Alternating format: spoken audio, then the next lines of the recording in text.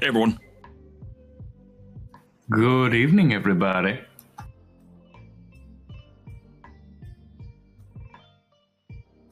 Oh, I'm surprised you got through that intro without, stumbling over yourself today. You practiced in the mirror, folks. Dead. Tell you what, it would help if I unmuted my fucking microphone. So I ballsed up already. No. Congratulations, Sliver. Hello and welcome to. Hang on. Hello and welcome to the Broken Respawn podcast, where I'm an idiot and these guys put up with me. Well, you say that. Where we talk about all things. Oh my god, Sarin, take it away. We talk about all things game and anything else that interests us.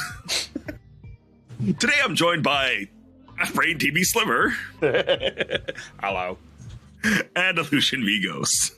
Good evening, everyone. Apparently my things are backwards. Your left and right is the wrong way around. Yeah, I'm left and right is my wrong. Well, that was how an are you all intro. doing today? I'm an idiot. And if you're still You're a sticking around, fool. make sure you hit that like, subscribe, and button and bell buttons. See more of our silliness later on. Oh, right. It's not a Broken Respawn podcast without me fucking something up. Without something breaking. God damn. Anyway. Yes. Right. Outriders. Oh, Let's start with God. that. We're going to start off with the big topic. Okay. Outriders. Let's start with Outriders. Wow. That was an Those of you- that was an ending. That was an adventure. Yeah. I'm gonna start with that because man, was that an adventure. Yeah. For those that don't know, me, Sarin, and Lucian have been playing through the main storyline for the original Outriders for the last month and a half. Month and a bit, yeah. It took us a little bit. Yeah. I mean, we're only playing it on a Wednesday night, but that's still a reasonable amount of time. We finished it literally last night. We had to turn the world tier down so we could get through it before we all had to leave, but And everything just melted. yeah, it was fun. It was fun. Yeah, definitely. We'll have to do it again on the full difficulty, though. Yeah. That's definitely something. One I of wanna these do. days. Yeah. Do that on the full difficulty and getting some of the other side quests done as well, because that just adds more to the story. Yeah. Oh yeah, I'm kind of glad we did one or two of the side quests. By the way, I'd say spoiler alert, but technically the main story for this game's been out 2 years? Several years at this Yeah. point. I'm not entirely sure If when you, Outriders came out. if you haven't watched it or played it, you're probably not going to at this point. It came out April last year, so it's been a year and a half. That's not too bad. Yeah. And they've just brought out, obviously, we started it just as the World Slayer DLC was announced. Yes, because that was we did it during the free Steam weekend, didn't we? Yeah, we did Yes. that and enjoyed the intro enough to stick around and try more. So yeah, that was yeah, it was quite interesting. Yeah, I mean, I've definitely. How much did you see of the ending coming? How much of the ending did you see coming? I did not. Yeah. I mean, had my suspicions. I knew there was. I was expecting something like the anomaly caused a time rift. Yes. That's what I was thinking. Yes. I was not thinking that at all. Oh, to be God. honest. I thought it was some sort of time bubble loop thing where they're finding themselves from the future in the past loop sort of thing. Because literally, I remember Something like watching that. things. I remember watching things and it was like, this is a time loop. What's going on? No, Right? it's got to be no, wait, but it's not. Yeah, I was expecting a time loop. I wasn't expecting the ending where it's like, oh, we just built a better engine. Okay. Built a better engine, beat you there, and ruined it before you. So While you were all sleeping. I'm not going to say I expected the ending we got, because I didn't. But I wasn't thinking time loop. Okay. And here's the thing, I'll give you guys props. In the first few things of the signal is our signal, when I heard that, my first instinct was time loop. There is time shenanigans going on here. But as we got further and further through the story, it sort of became more. It made more sense to me that actually what's happened is there is a different colony of humanity that arrived here. It's not us. It is someone else, basically. Yeah, but I wasn't expecting the Caravel, because as they make pretty clear throughout most of the game, the Caravel got destroyed. But you know what? That being said, looking back, I should have known something was up with the Caravel with how many times it was mentioned. It was mentioned too many times to be a throwaway thing. You know. Like, we get it. It was a big incident. It made sense for explaining Jakub's story. Yeah. About, how he met, the mother and all that. Chana's mother. Yeah. Chana's mother. It made sense. Mentioned the Caravel there, but the Caravel is mentioned so much more throughout the game that I should have been like, yeah, there's something going on with that ship. Yeah. It's unfortunate. It's. I must say that's definitely a good sign it's a sign of a good story that we all got different things, and it was all wrong. Mm-hmm. I actually take that as a sign of a good well done mystery. In fairness, the whole it was the Caravel and they just built a better engine is the thing that makes the most logical sense. Yeah. At the end of the day. Yeah, but at the same time, they give us that amount of time to just go, but what if it was something else, and make something up? Yeah. Which gives you sort of a more interesting idea of what it could actually be. Yeah. I must say, I did love the story. I'm kind of miffed, slightly miffed at how they did the ending in terms of how they gave the storyline bits, especially for August's people and how they were enslaved.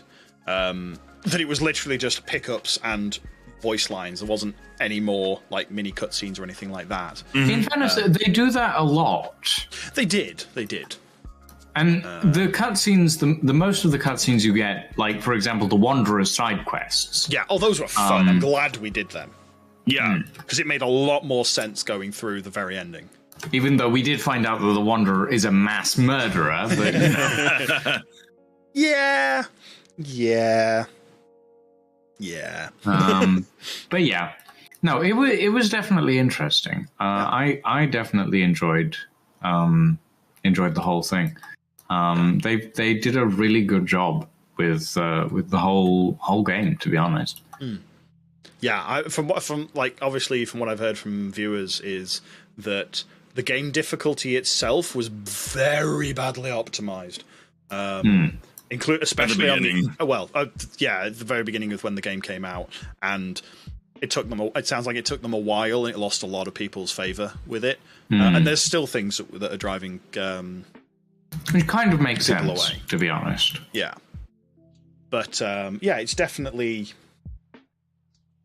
There was the one fight where just before opening the gate to the desert, I had to go and completely redo, properly set my character up for success. Yeah, I had to make sure all my abilities were in place. I had the weapon abilities that I wanted, the proper loadout. Right, if you're playing solo, it does require a little bit more planning, but it was doable. Yeah. Yeah, I hear that, especially at that point, just before you open the big gates to the desert, that's the point where a lot of people found out that their builds were not viable at all on the first playthrough. Because the game was just so badly balanced that you could literally get there with a build that could not get through, and there was nothing you could do. I think Technomancer was one of those builds. Yeah, I think it was a particular type of Technomancer. Lightning one? I'm not entirely sure, because there's so many. I've only looked at the builds for the Guardian. Guardian? Mm-hmm. I think it was Guardian. Sure, we'll go with that. The one that likes to run headlong into things as a rock. Yes. Yeah. I mean. Yeah. One of the things that I will say though is that there are obviously a few builds that just won't work, but a lot of the builds will work quite well in a lot of different scenarios. Yeah. And like I enjoy my double turret Mountain of Destruction build, basically. Yeah. And the reason I call it the Mountain of Destruction build, right? You have your minigun, which you basically use as a battering ram to get through everything. Yeah, pretty much. I've been discovering a few more perks to my specific build, which is the ability to have 3 turrets out at any one time. Oh, God. Okay, that's slightly terrifying. With double firing ice turrets, plus a toxic freezing turret. Okay. Yeah, the Technomancer build can get pretty scary. Kinda ridiculous. Yeah. There was definitely towards the end, especially the fight going up to the Shaman, which is the second to last boss. And then a few of the bit, and then after that, we turned the world tier down because we needed to finish it. Otherwise, we're not going to be able to get back to it for 2 weeks' time because Lucian's away. But by that time, we'd actually figured out between the 3 of us a really good way of just controlling the battlefield, which is basically Lucian and Sarin shoot the big thing, and I run around and shoot everything else.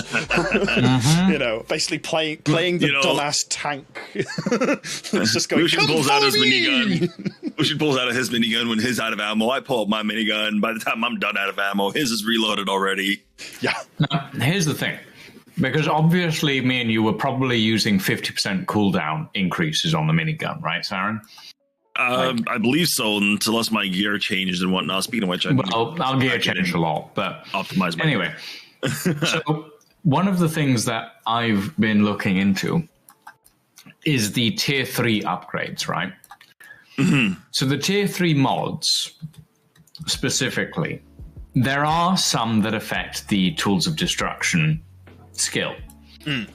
And there are some that affect the turret skills. For example, Twins is a cryotechnic turret skill. It allows you to deploy 2 turrets at a time, basically. Yeah. And Double Trouble gives you a cryotechnic turret with 2 firing points instead of 1. So it's pretty interesting. I haven't found one yet, but I think there might be a tier 3 skill that increases your ammo in the minigun, right? Oh. Because I know that there's a tier 3 skill that increases your rockets for the rocket launcher. It is possible. I don't know. It may be possible. I'm not sure. I haven't looked it up. But it may be possible to stack the 100% ammo increase from a tier 1 skill for the minigun on top of a tier 3 skill for ammo increase for the minigun, basically giving you a hell of a lot of ammo. That's slightly terrifying. I wonder as well, because some of the new Apocalypse upgrades include ammo increases. So I wonder if those stack on that as well to give a little bit extra again. And that's just possible. I mean, it's just like, Unfortunately, the game still has some bugs that really need punching in the face, like the minigun sound. You walk past someone else firing a minigun, and suddenly you're deaf. There's just I've got the game in-game sounds volume right down. The gunfire sounds just a bit too high. Just a little bit, but it's I forgot where I was going with that. My brain's already just wandered off. Damn. Already? Yes. But yeah, it was good. It was good. I'll give them that. They did a very good job of the story, and aside from the few bugs here and there, it's enjoyable enough that this afternoon I took some time and I went to try out the drop pod expeditions. Right. That's the first part of the end game grind, isn't it? Yes. Isn't it? So. And so because I didn't really have time, I didn't finish the last one that I was on, but I managed to do 3 drop pod missions. And they award a decent amount of items at the end of them, like a decent amount. And by that, I mean like 20 purple items. Wow. Basically. And if you get lucky, you might get a legendary here and there. I myself got very lucky and got a legendary that I shared with you guys earlier, which was the Grim Inventor's helmet, which had a bunch of stuff for the Tools of Destruction skill, which I then proceeded to scrap because I'm not that interested in the Grim Inventor's set. Because as much as it might be nice, I don't use Fixing Wave, and I don't use my rockets all that much. So, with 3 extra ones, that would have been quite a barrage. Yes. Now, here's the thing. The Grim Inventor, like all of the legendary sets, right? They have a set bonus when wearing it. I want to find a set bonus, like a legendary outfit that gives me a set bonus to my turrets, because that is what I use the most. I use my turrets. I like my turrets. They're what I have a tendency to rely on when I'm in combat. Yeah. And the Grim Inventor set doesn't really do that. It works with Pain Launcher and Tools of Destruction, not the turrets, because the Pain Launcher doesn't count as a turret. It's a interrupt skill. Yeah, I wonder with these as well. Like, actually, the set bonus is going to be specific to each of them. But like, how many different set bonuses are there? Because I don't know if the set bonuses are available. I would imagine that there's as many set bonuses as there are legendary sets. So there's the Borealis Monarch set, the Grim Inventor set, the Plague Sower set, the Toriental Downpour set, and then you got Flame Leaper set and Techmonger set. That's just for the Technomancer. Okay. There's a separate set for each. Yes. So, okay, interesting. So OutridersFandom.com wiki, you can look it up on there. It will give you all the armor sets, but yeah, each one looks like they have 4 from the regular sets and 2 World Slayer sets. Okay. 3 sets per class for base game. Oh yeah. So 4 sets per class, and then 2 for the World Slayer. Okay, that's cool. No, that's I mean, and then there's universal sets as well. Okay. There's one universal set, which is a cannonball set. Cannonball! Killing an enemy with a melee skill replenishes ammunition in your current magazine. Sold. More bullets, please. And then there's 1, 2, 3, and then there's 4 World Slayer armor sets, and those are universal. Nice. That's a fair amount, and it's, I think the odd thing with the difficulty with these is going to be that it's pure randomness. I'm guessing there's no like you must kill this boss to get a chance of dropping it. It's random. It's just random. Yeah, pure random. So hold on, you don't like the hang on. Grim Inventor set. I'm reading it. While Tools of Destruction is active, a confirmed hit with Pain Launcher refills 40% of ammunition for both the minigun and RPG. Yeah, I don't use the Pain Launcher though. I don't use it at all. Well, I know you don't use it because it was bugged out earlier, but they fixed it. But I prefer the Cryotechnic turret and the Blight turret with a freeze mod on it. I like my freezing, basically. I like to freeze everything on the battlefield so that I can just stand there and take pot shots at everything. True. The extreme and having crowd the control ability to have 3 freezing turrets around me basically means that nothing ever gets close to me. I mean, fair. Yeah, and here's something even more interesting. You guys know how I like my cover in Outriders. I like to stand behind cover and shoot things from afar, right? Yeah. I found a mod that helps with that. Oh, no. I found a mod that gives you a force field that negates all incoming damage and amplifies outgoing damage from anyone behind cover. Of course. That's actually kind of interesting because I found that, like, I mean, that might be just the build I've gone the way I'm playing, but I found cover, like, the only time I ever use cover is when I'm going, crap, I'm out of health, and running in the opposite direction. And that's literally the only time, and that's only because I'm waiting for one of my healing power to come back up. So I'm just ducking behind something or just running zigzags so they don't hit me with all the bullets. Waiting for things to time out. We obviously have very different play styles. Yeah, because I can't use a rifle. I have a preference for using cover, but that's mainly because, like, when I'm out on the battlefield and I'm not, like, standing still and trying to focus on something, I have a tendency to get overwhelmed. There's always so much going on that at times I'm just like, I don't know what's going on anymore. I'm just going to run, and sit behind cover and relax, take inventory, put down a few turrets, and start shooting everything. That's true. And then here's me running up to the boss with a minigun, just going, oh, I'm out of ammo. Dark Souls roll, Dark Souls roll, Dark Souls roll. And then there's me going, hi, there's 60 things in front of me, and I'm going to shoot all of them with a pistol. I think you'll like Phantom Dash if you manage to get a hold of it, Sarin. Because it's basically Dark Souls roll, but you can roll through everything.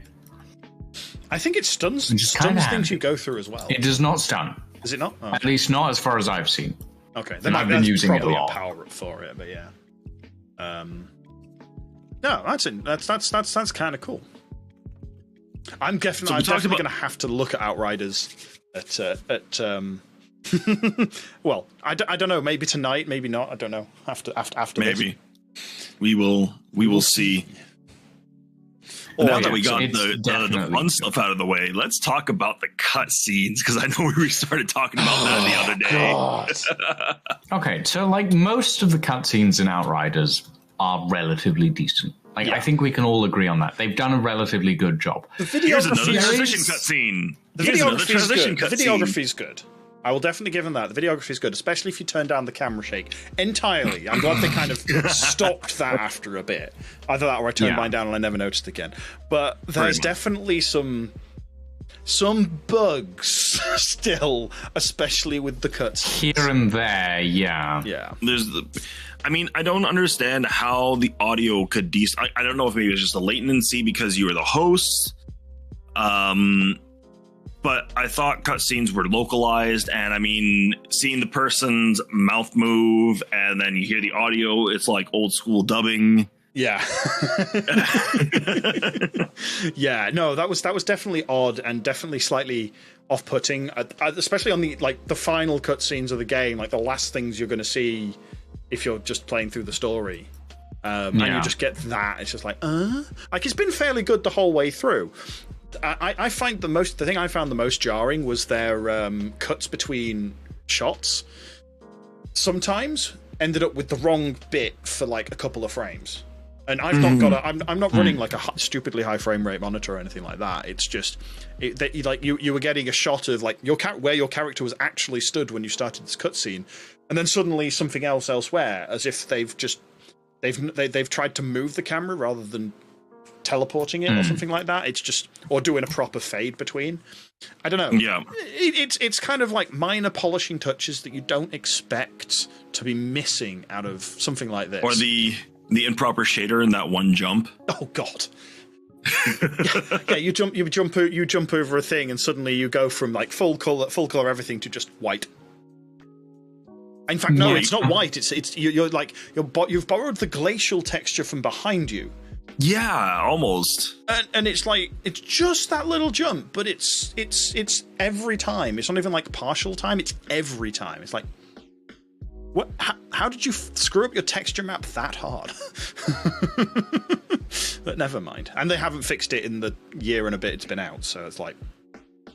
It's now a feature of the game. Yeah, it's no not longer, a bug, it's no longer feature. a bug, it's a feature. There are instances like that where it's just like you find something that really should have been fixed years ago. Yeah. And, okay, I hate to say this, but there are instances like that in a lot of different games, including but not limited to Space Engineers. And I'm God, that's not I'm going to pull a tiny section of the podcast away just for 1 second, just to say, Space Engineers, there is one tiny connection issue with one side of one of your bloody catwalk stairs, and I want you to fix it because it's driving me fucking nuts. Anyway, continue on.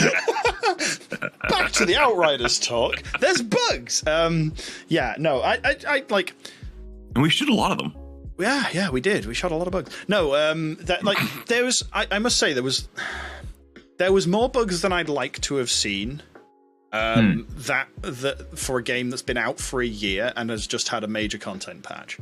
Yeah, especially in the older content. Like it's and especially for like the price they paid and the amount of hype they got for it. Like obviously, there's definitely a case of where did things go wrong there. And I kind of hope that with all the balance passes they've done and the hype they tried to generate with World Slayer, that they actually get a chance to actually go back and fix those. Polish it up for people that are coming through it for the first time, like we did. Because God knows, like we probably avoided a load of the random bugs somehow. I don't think we got any major ones. Like I saw random. Not text, well, apart from the texture one, random cloth errors, but that's like emulating cloth in any video game is very difficult with collisions. Yeah, I mean, I did see, like, especially in that final cutscene where you meet Monroy, his coat and his arms was through his wrists. Okay. Yeah, I was like, yeah. Is that? No, it's unclipped. Okay, no, that's wrong. Whoops. I'll let them have that. Like clothing clipping through each other is kind of it's annoying in cutscenes, but in like normal gameplay, it's like you're gonna get like your hair clipping through something, or it's something that you come to expect, at least from our current generation of video games. How are you doing? Yeah, I'm good. Don't worry. He's good. Okay. You sure? I don't think so. There's a reason he doesn't have his camera on today, I'm sure. Well, the reason is I'm currently packing. I've got a revolver on my belt and everything. The other reason is that I'm currently preparing for the live stream tonight, where we're launching the community Minecraft server's End Dimension. Ooh, well, that's going to keep you busy. And I almost got blown up by a and I almost got blown up by a creeper. So that would be kind of funny. Oh, so he's playing Minecraft right now. That makes sense. Okay, I'm chatting as well, but this is not Plants vs Zombies, right? I mean, Plants vs Zombies is good. It's a good little chill game. I'll be honest. Plants vs Zombies is fantastic. I really wish I had a multiplayer because that would have been kind of fun. Actually, does it? Oh God, no! I highly doubt Plants vs Zombies has a multiplayer sliver. That would have been kind of cool, though, wouldn't it? I mean, I think that the mobile game might have a multiplayer. Yeah, but like a way of like doing, either you're both trying to build a thing, or one of you's launching zombies at the other for like points and stuff. Ooh, that'd be fun. Yeah, that could be interesting. But anyway, we digress slightly. But yeah, no, I think the only other major bug I think any of us encountered, and I think I was the only one that encountered it, was the "where are the bullets coming from" bug. Like I was taking damage and looking at every single enemy in the area. And I had that bug at the beginning as well. Yeah. I had that bug in the beginning as well, Ever since we switched over to DX11, Yeah. most of us got that bug fixed, I think. And I haven't had that bug since I started running my new rig, so It might just be a while we're streaming single rig issue, so which is unfortunate, Maybe. but the way it goes. Here's the thing. Like, I might have had that bug at the start, but I honestly couldn't tell you because I saw most of the bullets as far as I was aware. You also, also it's your gameplay style as well. You stayed a lot further back, so less things were shooting at you because they were shooting at me. As I found out when I couldn't see the bullets, my health was disappearing. It was just a very weird one. It was like literally they were pointing at me, but there was no flash, there was no hit animation, there was no hit, and I was losing health. But yeah, and it sounds like it's a more powerful machine, better case. yeah. Oh, excuse me, one sec. You good there? Nope. He's coughing up a lung. Sliver's dead. Sorry, everybody. Sliver's died. We're going to have to hold a funeral. One down, another to go. Guild Wars 2. We're gonna do a Guild Wars 2 funeral. Why Guild Wars 2? Why Guild Wars 2? Because I don't play WoW. Fine. Actually, it'd be Guild Wars 1 because my oldest character's on there. That's a good point. Yeah. Live on stream, Death. Live on stream. Wow. Anyway, yes. Sorry about that. But yeah, no. I mean, yeah. No, I'd say, Outriders was good fun. I'm looking forward to getting through it with another. I'm going through it with another character that's that I think I might just either do solo or just have a bit of fun with, and then I'm going to level through the third. Is that four character type? Yes. There's 4 character types. Yes. And I'll have to do 2 more, but I'll probably just auto level them to 80 and just skip the story entirely because, like, if you've seen it once, you've seen it a million times, sort of thing. Or I want to play it through in Polish. That's the one thing I want to do. I kind of want to see that for your reaction to how accurate it is or not, because it is a Polish team that developed it, isn't it? Yes. I mean, when we were looking at the credits, it was just like Polish name after Polish name, and I'm just like, So we're gonna have. I understand now a lot more of the jokes because it's like, I'm laughing at something. Everybody's like, "Why are you laughing at it?" I'm like, "It's funny." It's funny. It's not even in Polish, but it's written in Polish. Yeah. No, I'm kind of. It's written in Polish humor. Yeah. I'm kind of looking forward to you doing that because that's going to be. Especially as you doing live translation of it, whereas people are like, why are you laughing? Because we really don't understand it this time. Right? Because I did that for Iron Harvest, didn't I? Did you? I played the campaign in Polish, and I'm laughing. I'm like, of course, the subtitles are there, but sometimes they go by so fast. People are like, why are you laughing? It's like, okay, well, this is what the subtitle said, but this is what the translation I understood as. This is what the joke meant. It does.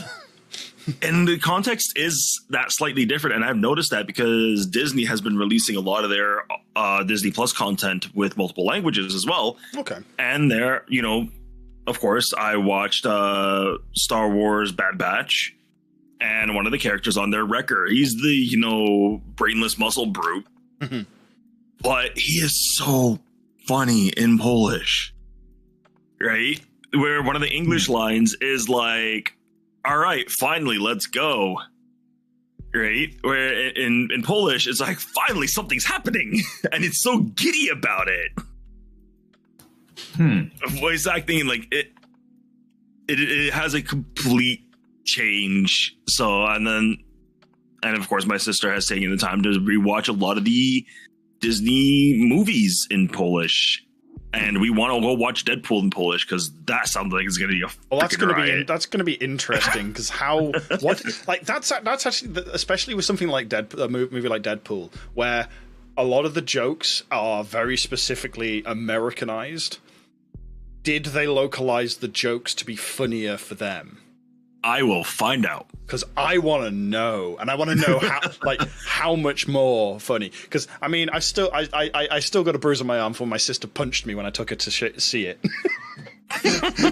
in the cinema on the day it released, because she randomly, oddly enough, visited me on Valentine's Day, which was kind of a weird one, because the first movie released on Valentine's Day. It did. And do you remember the Valentine's Day trailer for it? Look it up. If you guys have not seen Deadpool Valentine's Day trailer, I think I might have to go watch it. It is a trailer made to make Deadpool look like a romantic Valentine's Day movie. I think that was the one that my sister saw, which was why she went along with it originally. My God, was that hilarious. So I showed it to my wife. Let's go watch Deadpool on Valentine's Day. Sure, this looks like a great wholesome movie. Wait a minute. To give you the bit, like, I could tell you exactly the bit that my sister punched me at. She literally just looked at me and just went wallop.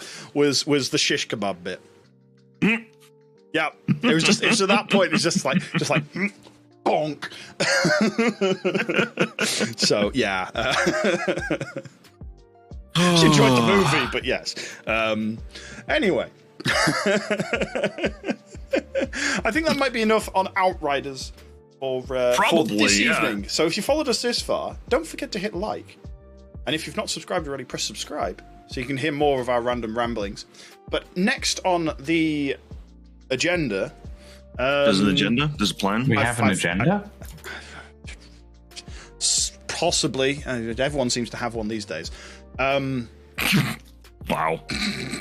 Getting all political here. Speaking of streaming on YouTube and liking and subscribing, Sarin, you recently went live on YouTube. How did that go? I mean, it was fine, considering, I had set up my live streaming beforehand. I didn't have to wait 24 hours for the approval. Shut up, you. I've only done that twice now. Right. The biggest thing transitioning from Twitch to YouTube is it cannot be done in less than a week. Kind of like your community needs to know that you're going live on YouTube. Yeah. You got to spend a lot of time doing it. You got to spend a lot of time on doing it. You got to spend a lot of time. Hey guys, make sure that before this date, you go to this channel, subscribe, like, hit the bell so you know when I'm going live. Yeah. Because I'm even looking at the video analytics from the live video, and I'm still sitting at the 3 views that I've had for the entire session of that, and that was about 2 hours. Yeah. Yeah. Whereas if you go by our Twitch ones, like, I get about 7 views in the morning before you guys jump on, because I've got all your guys' watching, your guys' community watching me as well, right? Yeah. They're kind of getting in that pre-show entertainment. Yeah. So that's the one thing. But even your past videos, like your previous video from when you did Squadrons VR, you have 50 views on that already, and that's 2 days old. Actually, it's 4 days old, but wait, 4 days? Is it within 4 days since that? I don't know. But you've got a good number more. I mean, views. Yeah, because I did that on Sunday. Oh, Sunday was it? Yeah, that was on Sunday. So yeah, but that's still like. So and that's where it's at. I mean, I do believe that with live streaming and like the podcast is doing well for us. I'll say that. Yeah. Right. But again, that's our community is aware. This is where we are on this day. This is what's happening. And yeah, it works for that. So there is a bit more preparation when it comes to the YouTube side of things, especially when moving a community over. Yeah. And we're not, to be clear, like, apart from the Broken Respawn podcast, we're not moving to YouTube yet. Absolutely. Yet. The yet is because of probably the next subject, but we'll get into that in a moment. I mean, granted, the problem with the Twitch API was fixed relatively quick, but I didn't know how long it was going to be, so I just said, let's give it a shot. Let's try YouTube. And off we went. So, and it was fine. It worked. I mean, the technology worked. I like. Did you find any different, like, not just like the number of viewers, but any different feeling from being live on YouTube versus Twitch? Like, in terms of viewer interaction. I know it was a bit more limited because I think there was only a couple of us. That's the thing. I don't have any viewer interaction set up for YouTube. Yeah. So and if anybody wanted to use like the channel points, the buttons, anything like that, they would have had to go onto a Twitch chat and offline comment and post on there in order for the Leorn board and Node CG to trigger. Yeah, there is none of that integration available on YouTube at all anyway. And that's kind of why I don't think I'll switch to YouTube unless something drastic happens, because I do enjoy that. Whoops, hit my mic. I do enjoy that interaction. Like people, put on a helmet. Yeah. It is hilarious. Right. And, I did it as a gimmick one day and I'm just like, you know what? This is fun. Yeah. As much as I'm like, oh, God damn it, guys. I'll put the helmet on happily. I'll play with the helmet on, for the 15 minutes. And I have the 15-minute timer on there because it does get hot in some of these helmets. Yeah. Right. But, and I do plan on getting more helmets in time. Like, it is a fun little thing to do. You should do a build stream of one. I'm not building these. So these helmets are Black Series helmets, except for the Master Chief one, which is a Ruby's costume helmet, because I got that when I went to do as a Master Chief for one of the expos. Okay. But yeah, no, these are not built. I mean, they have lights, they have sounds, they have pre-programmed stuff in them. They're not built. They're bought. Right. As I say, you should probably do. I don't mean a complex one. I mean maybe a simple one, but maybe do a build of see if there's one you could build. Maybe one that's maybe like I don't know, Geordi's visor from Star Trek. Although you're a Star Wars fan, which is probably me swearing at you right now. I mean, I don't mind Star Trek. I do enjoy the Star Trek series as well. I've watched all of them as well. Yeah, it's just I enjoy the Star Wars universe a little bit more. Yeah. But that's sort of thing, maybe. As far as streaming onto YouTube, it was fine. It's just for me, there wasn't that exposure that I was kind of looking for. Yeah, I mean, it's and especially for us as small streamers, we don't have the bigger community that's going to be, looking for us at the times that we normally stream as much. Like we've got our definite core viewers, and we love all of you for coming by every time. But I don't know why you stick around, but if we knew, we'd have if we knew, we'd have more. Yeah, but it's definitely difficult from that. Yeah, which leads on quite nicely to the next thing, which is something that Twitch has changed. Which is Twitch has recently changed their exclusivity clause in their partner contracts, which is why I was mentioning earlier that it's changed. It's changed sideways, is probably the best way to say it, which is that before they had a true exclusivity clause in there, which means that when you are live on Twitch, you cannot go live anywhere else at the same time. Right.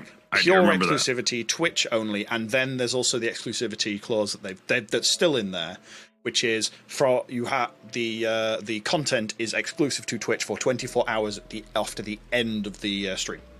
That's still in there. That's in there. Funny, to be honest, because I've seen quite a lot of streamers streaming to Twitch and Steam and Facebook. Yeah. Multiple times. Depends on the level of the contract. If they're partners, they can get straight up just banned off the platform. If they're affiliates, I think they don't even I don't think they give a crap, but they probably should. And if you're not, if you're neither, they don't care. You can do whatever you like because you have no contract with them. Yeah, because before the affiliate, I know I was doing the multi-stream, I think, for a little bit.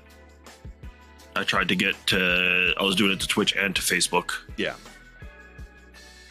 But there's I'm just trying to find the actual comments now. But of course, Twitch have quite happily not posted it to their main Twitter. So let's go back through our rather handy dandy news posts. But yeah, so I mean, it's they've changed it. So the wording is, I think, specifically, here we go. Simultaneous streams on Twitch-like systems, on Twitch-like services, are still not allowed. So you cannot stream to stuff like YouTube and Facebook. They actually name that in their FAQ. However, they do say that you can multi-stream to short-form mobile services like TikTok and Instagram Live. At the same time, yeah, you can now stream to those legitimately as a partner. How does this impact affiliates? It doesn't. Affiliate terms have always been aligned with the changes we announced for partners. So I'm guessing that that's actually valid for us as well.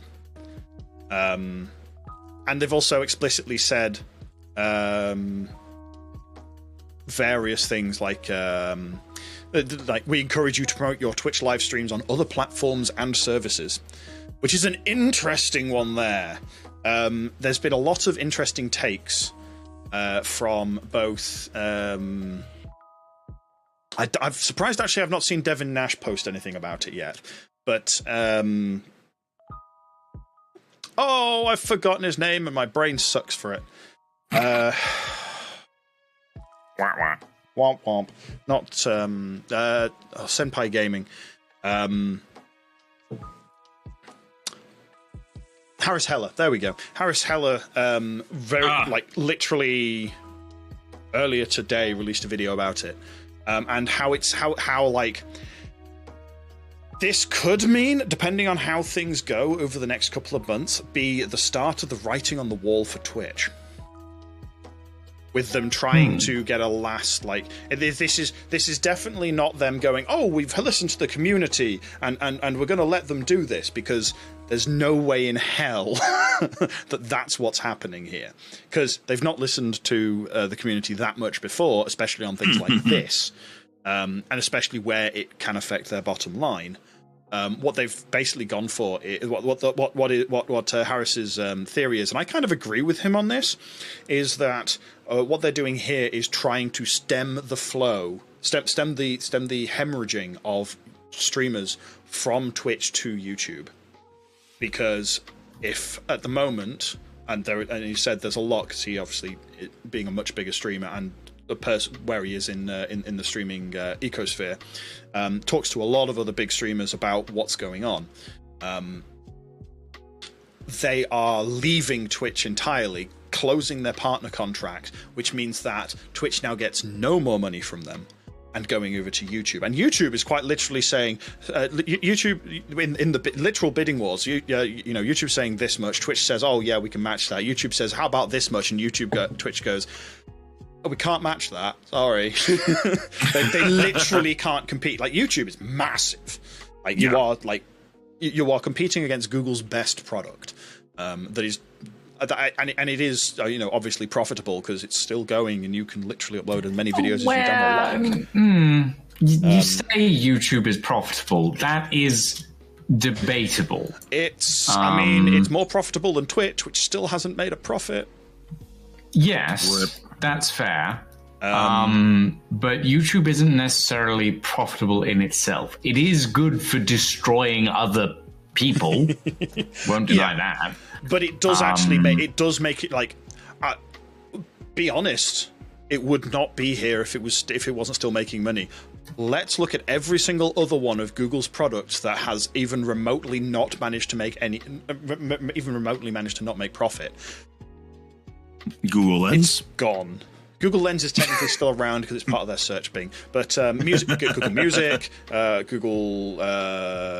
there's so many... There's literally a graveyard of products that have just... You go to open your Google Music on your phone and it wants to take you straight to YouTube. It's like, no, I want the music on my phone. You want a fun one? Google Stadia is basically getting... What the hell is Stadia? It's their online gaming service. They've killed every single gaming studio they had under there, and now it's just third parties, and they're barely getting anything. There is just there's just so much of it. But like it's what they're doing here, what Twitch are definitely doing here is saying, we're not going to cancel your partner contract. You can still have your subs here and everything like that. And what they're hoping for is either the people that aren't paying attention and just have sub to you, or your biggest fans that will stay sub to you no matter what, are going to keep sub to you even though you're never streaming on Twitch again. So they keep getting the little trickle of money that's been coming in that way, you know. And there's definitely a lot of that. I mean, I like there's definitely a case for a lot of for some streamers where some people are still subbed that just don't come to Twitch anymore. They're still subbed to you because they they either know you or like you or have liked your content, but they've just kind of never paid attention to the repeated sub notifications that you get through email, and they're kind of hoping on that. And that theory kind of does make sense. You know, I mean, it doesn't affect. Again, it's unfortunate. It doesn't affect us as much, because we're not big streamers. But it definitely affects Twitch's bottom line on the really big streamers that have got 20 or 30,000 viewers on regular basis, that have literally just now make them no money. Just literally no money. That have all signed over to YouTube, and I'll make like a lot of them, like Dr. Lupo and stuff, signed a contract that basically says they can now that gives them a good wage, like a really good amount of money, not fussed about the things like the number of subs and stuff they get on members as they call it on YouTube, and are like they don't have to stream as much. They don't have to stream as often. They just have it's a standard working sort of thing. Like I think Dr. Lupo was one of the ones that mentioned it. Like, he's got a family, wife and young child, if not more than one, and wants to be able to spend time with them when he's not having a stream. And I think like his contract's probably like less than a standard. Less than what I say is a standard work week's worth of hours, which is like 30 to 40 hours. On Twitch, some people have seen 50 hour a week requirements. That's partially based on your streaming schedule. Yeah, but that it's still like dependent on various things. And the ability for them to go over to YouTube and have a steady income, not have to worry about the hours so much, actually get holiday time, which is an interesting one.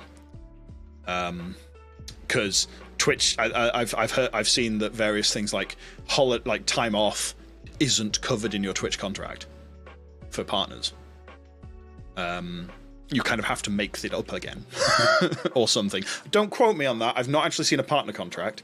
It'll be kind of interesting if I ever see one. And unfortunately, they have non-disclosure agreements, so I won't be able to talk about it. But I bet you there's going to be rants about it. But yeah, it's very interesting at the moment, and I kind of hope that we're wrong. I kind of hope that what's happening fixes the problem enough for Twitch to stay around, because there are things that, like, unless YouTube really pulls their finger out, it's not YouTube is still not the platform for live content that Twitch is. Definitely not. There is not the user interactions. They've only recently brought in an equivalent of raids, and it's still a little bit crunchy because you have to authorize on both sides to get a raid, which is. I can understand why they did it, but it's still a little bit like, I'd like to just be able to tick a box and say, I allow raids from anybody, or I allow raids from these people. Yeah, I mean, but what you have to do is you have to request the ability to raid, and they have to go in and authorize it, and it's a little bit. That's not. And great. when I'm in the middle of something, it's like I don't have time to go click the button. Yeah. Oh, well, once it's set up, it doesn't take as long, but you still have to set that up in the first place. And it's a lot of like, oh yeah, do you want to do this? Like, stream teams kind of coming to a whole thing there. But it's still a lot of extra faff around. So yeah, I mean,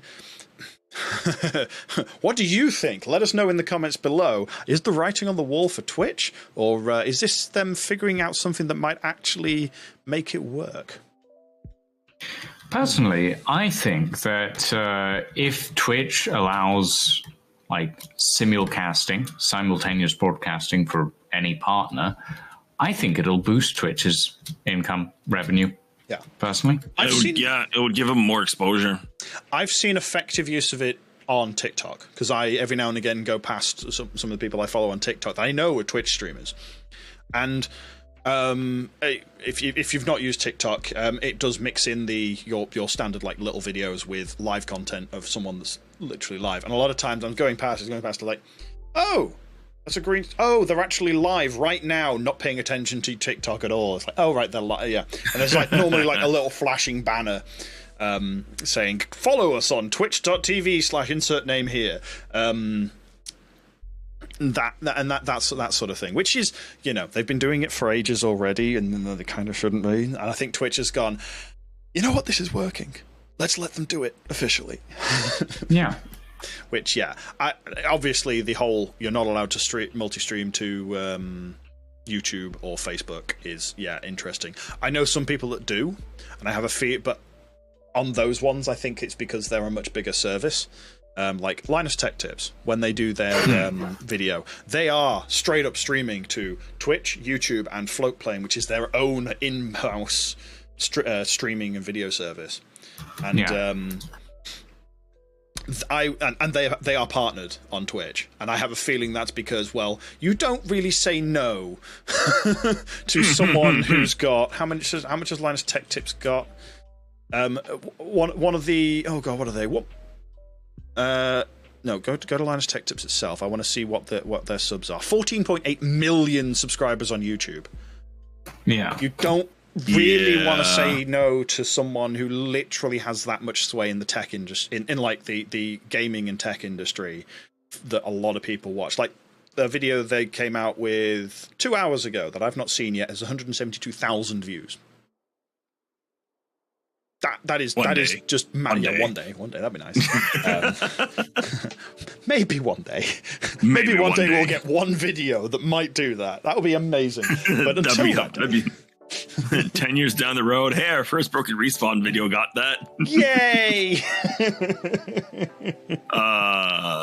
But yeah, so that's the quick summary. That was like 20 minutes on the Twitch exclusivity changes that are coming in, or have come in. And it's interesting to think about this now and then come back to this in 3-6 months time, and seeing what's actually happened on Twitch and whether who's moved, who's doing what.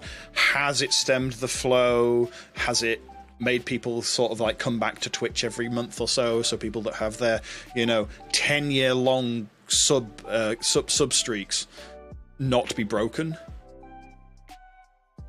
Because that's a terrifyingly long time.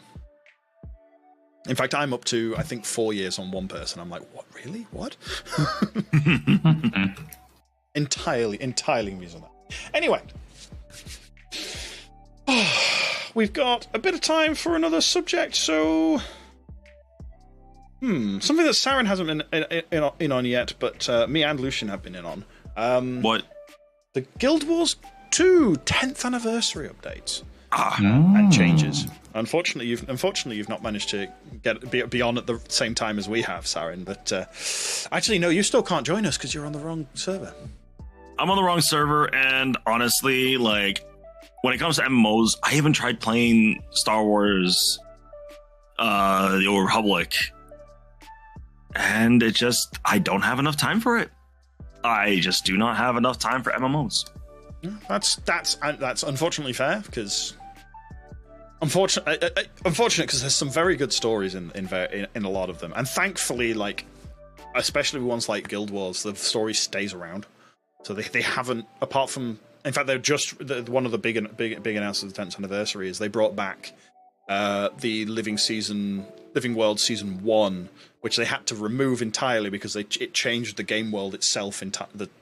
it entirely. Well, no, Or that's changed not things in there, didn't it? I thought it changed things. No, you've completely got it wrong. Who keeps telling me it changed things and they had to undo it?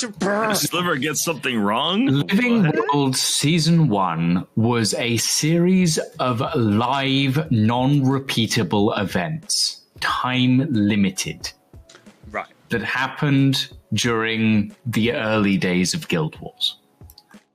The reason that they were never added in as a series of quests until now is because the amount of work that it would take to convert those live events into a full series of quests was a little bit too much. And they finally did it for now because people have been requesting it for a very long time, and they decided, you know what, 10th anniversary is coming up, we might as well push it out as a 10th anniversary thing. Yeah. It wasn't a case that it was changing the game world. It was literally just, it was a series of live events.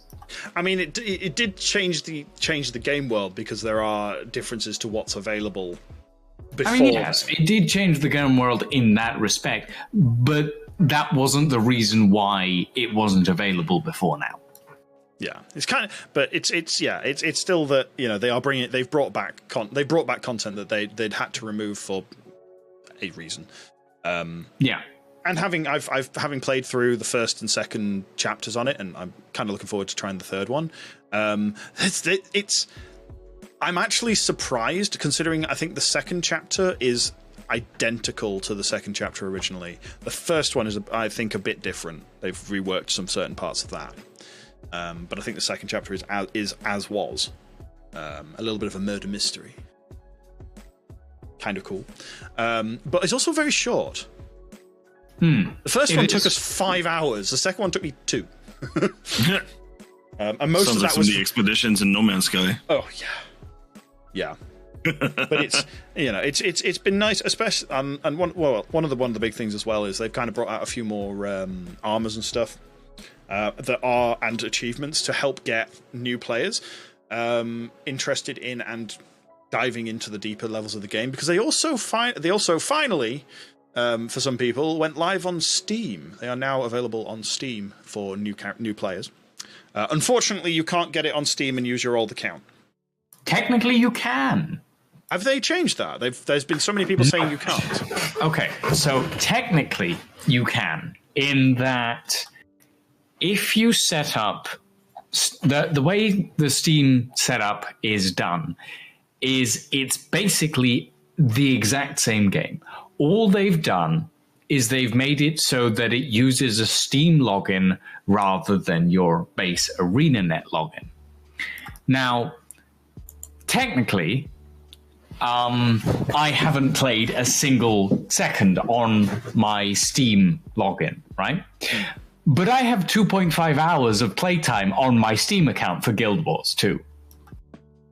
This is because I've set it up so that even though the game tracks playtime according to how much I've played on the Steam version, I log in to my ArenaNet version. So you've added the ArenaNet version launcher to Steam. That's what you've done. No, I have not. Have you actually used the download through Steam then? Yes. All I've done is in the launch options, I have added a small piece of code that says -provider portal. Okay. And what that does is it stops the launcher from automatically connecting to Steam and just lets you log in with your ArenaNet version. Okay. Is that using the Steam download? Or is yes. Okay, that's interesting then. The Steam download is exactly the same as the normal version. Yeah. Exactly. Okay. Piece for piece. I mean, it's kind of interesting because, the one thing like MMO launchers, Warframe's launcher annoys the hell out of me because you can't get a full update. You've got to launch the launcher to get the update, and that means that my playtime being like 50 or 60 hours, 10 to 20 hours of that is probably waiting for download. because I've left it on overnight because it's like, oh, I've got shit internet and it's just going to sit there and download. But yeah, if that's a way to do it, then that's actually interesting, and I wonder if that works on things like the Steam Deck. Yes, it does. Okay. And that has been confirmed. That is interesting. Yeah. All it is a small line of code in the launch options. That is it. So and the base Guild Wars game is free then on Steam? Yes. I'm guessing it is because you wouldn't have it there. Okay. Yes, it is free. That's cool. Can you? I'm guessing though you can't buy the Steam packages and put it onto your non-Steam account. You can't. That's an unfortunate thing because I wouldn't mind some of the extras that they've got in there, like some of the mount. They've got a mount or two. Is like, oh, that would be nice, please. Oh. No, that disappointing. Unfortunately, you would have to buy through the ArenaNet systems. Yeah. No, that's fair. That's fair. I mean, that's cool. I was looking at Steam now. My Guild Wars 2 is literally on my discovery queue. It's just like, yeah, I have like quite a few hours already. Mm-hmm. It's 86 I'm guessing that you're on the Steam version. I'm not. No? Oh, I play through the ArenaNet download. Fair enough. But knowing I can get the Guild Wars get it on through Steam, that I might look at swapping it over just because then it's an easier launcher. Yeah, that's what I do. That might be a good idea. That's like I was looking into it the other day, and I was like, can you really not do that? Can you really not just launch it from Steam and do that? No, you can. It's just that you don't get any of the benefits of it. Basically. Yeah, the benefit you get is Steam does the updates rather than Guild Wars, I guess. The benefit you get is Steam does the updates and it records your playtime. Yeah, well, playtime outside of the game. No. Playtime in the game. Sorry, I mean, rather than having to log in to see your playtime, you can see it outside. Yeah, it tracks it outside of the Guild Wars servers rather than. Yes, it tracks. The playtime is tracked on Steam as well. It won't obviously track your all-time playtime because I have 409 hours on it. And Steam says 2.5. Yeah, but you know, Steam is wrong. Yeah, I'm not quite as fussed considering they've got an in-game age tracker to add it to Steam for that. But it's interesting and might look at it for like my laptop. Where I don't boot Guild Wars that often, but I know it runs, so I can just leave that to tick over. That might not be a bad bet on those sort of things. Yeah, unlike certain other things. But so I think that is probably about it for this podcast. Looking at the time. Yeah. Probably. Yeah, we've been going for an hour and a bit. So yeah. Who wants to do shout-outs first? I'm not looking at the screen. It's Lucian! Do some shout-outs. Oh, good lord. Well, ladies and gentlemen, thank you very much for joining us today. My name is Lucian V. Ghost. You can find all of my socials under the very same name. I stream over on Twitch every Tuesday, Wednesday, Thursday, and Saturday. And today is my last stream for 2 weeks. I'm going away on holiday. So tune in today on twitch.tv/Lucian V Ghost. We're going to be fighting the Ender Dragon and launching the end for the Ghost Industries community server. So yeah, join us for that in about 10 minutes. Yeah. Sarin's turn. My turn. Well, I'm SarinTal, and you guys will find me primarily on Twitch, so long as it's not broken, on Wednesdays and Fridays, with the occasional bonus day on a weekend. I mean, full-time dad, so I take what time I can get. Friday, I don't know. I think we're playing some more Raft on Friday because we're trying to get through the expanded story on that, so you guys tune in. Should be joined by Jet, Nihilus, and Griff. Hopefully, we'll play for more of that and keep track of the VR bonus days that I do. I'm playing through Star Wars Squadron's story in hard mode. In VR, that looks VR. Interesting. it is fun. It's the only way I could play the game.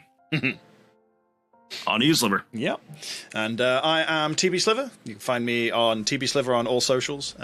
Primarily twitch.tv/TBSliver. I go live Tuesday, Wednesday, and Friday, and the last Saturday of the month as well, which is this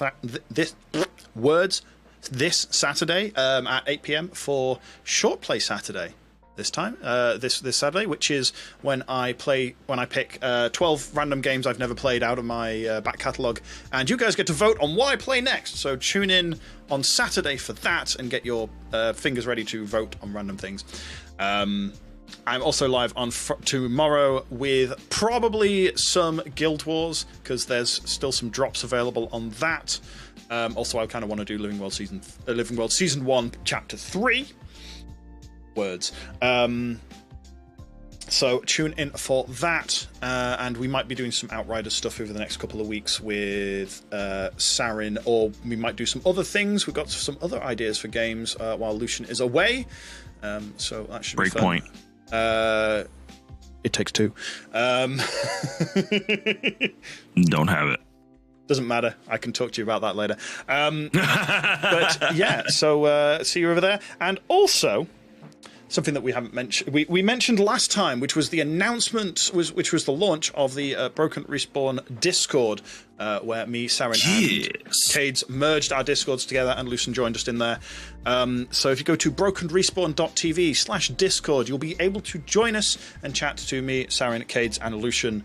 Cades is the 4th creator member of Broken Respawn, who has been spamming us in chat with random things, and will occasionally show up on the stream when he is available. Unfortunately, time zones. Even though Sarin is in Canada, it's easier for him to join than Cades, and Cades is in the same time zone as me and Lucian. So, yes. I mean, it's just how my schedule works for now. Yeah.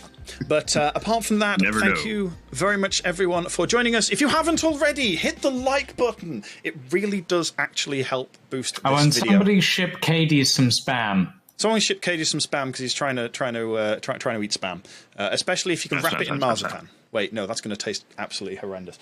But yes, join us. And if you've enjoyed this video, let us know in the comments below. Let us know what you think is happening with Twitch with this recent exclusivity changes, or what your favourite part of Outriders was, or if neither of those take your fancy, what your favourite emote was. I've seen people do that one before. If we get covered in poop emoji, I will not be surprised. Apart from that, thank you very much, everyone, for joining, and we will catch you in 2 weeks' time, which I don't think will include you, Lucian, unless you're back in time. No, I will be back on the 10th of September. Well, in that case, it will be me, Sarin, and possibly Cades, and we'll see how it goes from there. Kidnap the Cades. Yeah, we'll grab Cades for a one. Anyway, thank you very much, everyone, for joining, and catch you all next time. Ta-ra. Take care.